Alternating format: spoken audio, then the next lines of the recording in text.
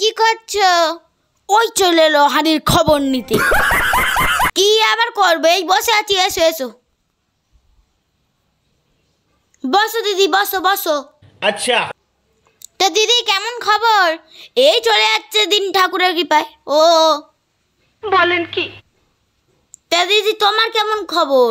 আর বলো না, বাড়িতে সব বৌমা কাজ করে নিচ্ছে। ও ওই চলে এলো গা জ্বালানো কথা বলতে। মরণ। তো কিছু বললে দিদি? না না না বাবু, বলো কি বলতে এসছো?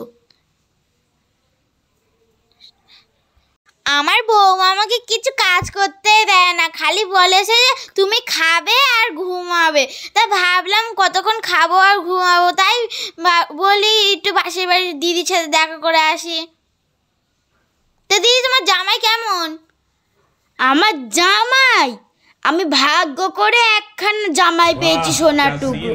আমার মেয়েকে একটা কিছু কাজ করতে দেয় না, সব কাজ হাতে হাতে হাতে হাতে করে দেয়। আবার আমার মেয়ে নাকি রান্না করতে ভালোবাসে না, কি জ্বালা।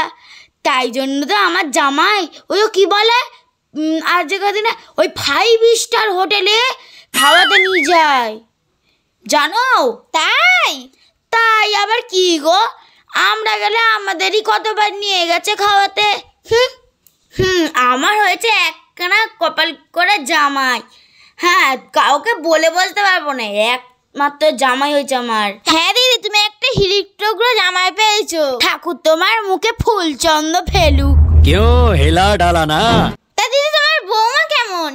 আমার বৌমা ওই হয়েছে একখান মেয়ে, কোথাকার মহারানী এসছে।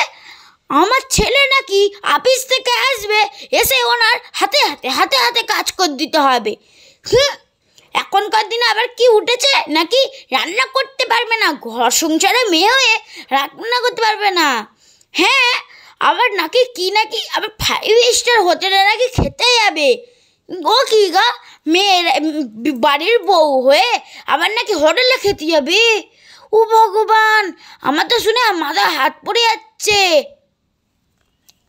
তা দিদি বৌমা জামাইকে দু চোখেই সমানভাবে দেখতে হবে। এই দেখো দিদি, শোনো, তোমার কি বলার আছে বলো, আমার অনেক কাজ পড়ে আছে, ঠিক আছে? তোমার মতো আমি ঘুরে ঘুরে বেড়াই না। কি বলতে এসছে বলো, না তো চলে যাও। বড় এসছে দু চোখা বিচারালি।